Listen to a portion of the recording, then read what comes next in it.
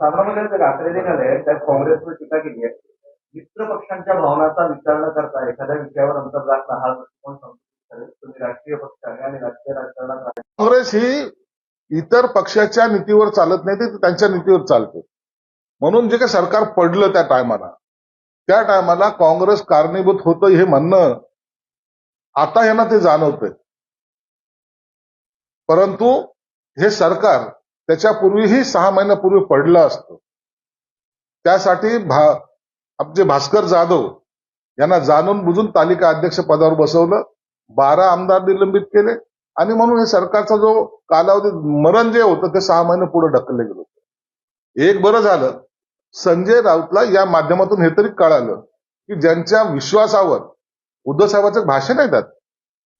उद्धव साहेब जेव्हा हा मेळावा आमचा झाला बीकेसीला, त्या टायमाला उद्धव साहेब असे बोलले होते, मी 25 वर्ष मित्र म्हणून ज्यांच्या बरोबर राहिलो त्यांनी मला सडवलं, परंतु ज्यांच्या विरोधात मी बोललो त्यांनी मला सन्मान दिला. या सन्मानाच्या भुकेपायी जेव्हा ते काँग्रेस बरोबर गेले त्याचे परिणाम आज त्यांना दिसत आहेत की पक्ष सुद्धा संपलेला आहे. म्हणून आता काँग्रेसवर टीका करून तुम्हाला चालणार नाही, तर तुम्ही घेतलेला चुकीचा निर्णय हा आज पश्चाताप तुम्हाला करायला भाग पाडतो. 6 महिन्या अगोदर झालं असतं. हे 12 आमदारांनी जे निलंबित केलं फार सुप्रीम कोर्टापर्यंत जावं लागलं ना. का निलंबित केलं? मला महाविकास आघाडीने केला होता.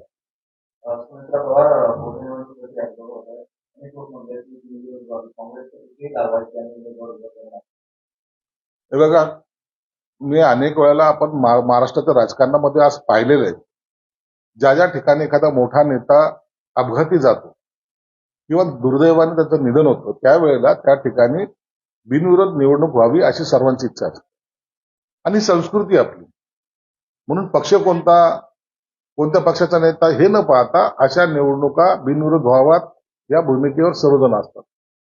उद्या काँग्रेस असो का आणखी शिवसेनेचा असो का भाजपचा असो, कोणीही असो, हे काय. म्हणून अशा वेळेला बिनविरोध निवडणुकी झाली पाहिजे. परंतु आता काँग्रेस ज्या पद्धतीने त्यांचा उमेदवार जाहीर करते, यामुळे महाराष्ट्राच्या या असलेल्या संस्कृतीला किंवा असलेल्या पहिल्याच्या ज्या काही चालत आलेल्या परंपरेला छेद निश्चित काँग्रेसने दिलेला आहे आणि याचा परिणाम येणाऱ्या भविष्यामध्ये सगळीकडे दिसेल.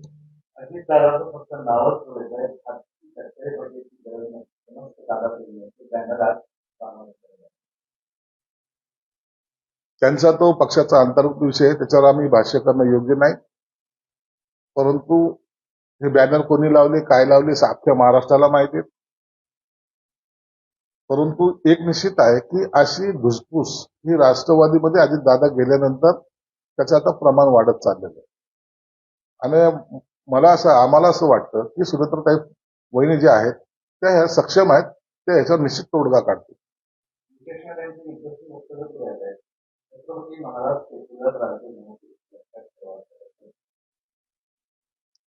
नितेश राणे आता नेमके काय स्टेटमेंट देतो देव जाणे. त्यांनी कशाच्या आधारावर बोललोय हे माहित नाही. इतिहासकार काय सांगतात, आम्ही भाषणामध्ये काय बोलतो, वास्तविकता काय आहे, मला वाटतं ते 18 पगड जातीला बरोबर घेऊन चालवण्याची कसं फक्त छत्रपती शिवाजी महाराजांमध्ये होती आणि ते त्यांनी वेळोवेळी सिद्ध सुद्धा केलं.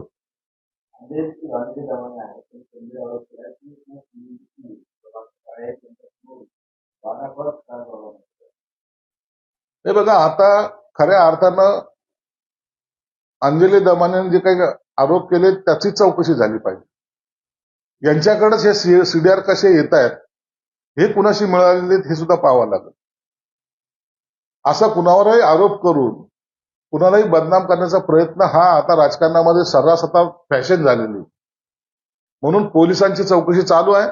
पोलीस तपासामध्ये जे निघेल त्याचा प्रयत्न करतात. मला वाटतं हे या खराब प्रकरणामध्ये असं करणं योग्य नाही.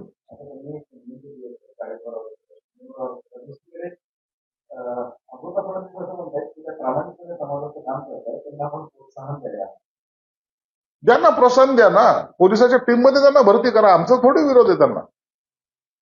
परंतु अशा प्रकारे जर प्रत्येक जण आरोप करत बसलं तर पोलीस तपास हे योग्य पद्धतीने होणार नाही, एवढं मात्र निश्चित आहे. आमची भूमिका प्रामाणिकपणे आहे. जो कोणी त्याच्यात आरोपी असेल त्याला शिक्षा झाली पाहिजे.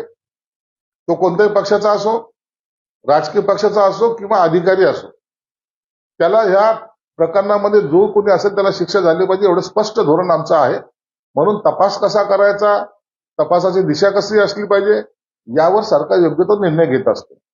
घराबाहेरच्या माणसाची अनेक जमिनी आहेत. या ठिकाणी सगळ्या जमिनी सरकार जमा करणार.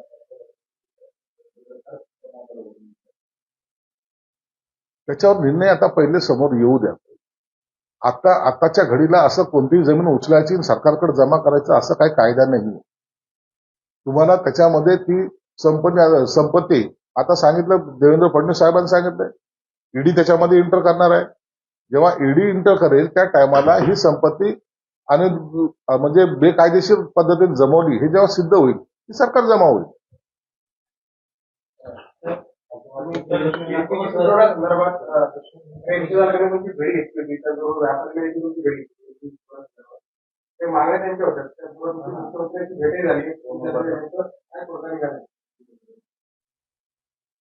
एलपीजीच्या संदर्भामध्ये हा जी काही गॅस टंचाई होते त्याच्यामुळं संभाजीनगरमध्ये अनेक कारखाने बंद पडण्याच्या मार्गावर आहेत.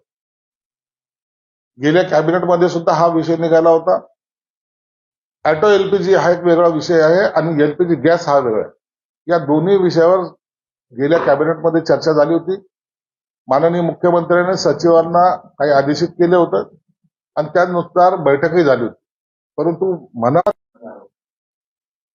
संजय गायकवाडांनी जो काही आरोप केलेला आहे तो तिथलच्या स्थानिक राजकारणावर केला असावा आणि या संदर्भामध्ये एकनाथ शिंदे साहेब ही संपूर्ण माहिती घेतील आणि असा प्रकार जर घडत असेल तर निश्चितच वरिष्ठ नेते म्हणून एकनाथ शिंदे साहेब आणि देवेंद्र फडणवीस यांच्यात चर्चा निश्चित होईल आणि त्यातून योग्य तो मार्ग सुद्धा निघेल.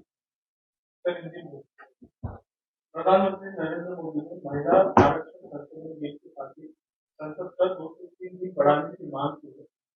2029 के चुनाव से पहले ही महिला आरक्षण लागू करने की योजना बना रही है. क्या आपको लगता है कि बीजेपी 2029 के योजनाओं को देखो 2029 में आने वाला इलेक्शन जो है, चुनाव जो आने वाला है, उसके अंदर महिला को आरक्षण देना ये प्रायोरिटी पहले ही उन्होंने 2024 में डिक्लेयर की है. उस तरीके से उन्होंने अभी सभी मतदार संघ का रिवीजन लेना शुरू कर दिया है. मतदार संघ बढ़ने वाले हैं तो उसमें मुझे लगता है महिला को आरक्षण देना जरूरी भी है और उसी तरीके से नरेंद्र मोदी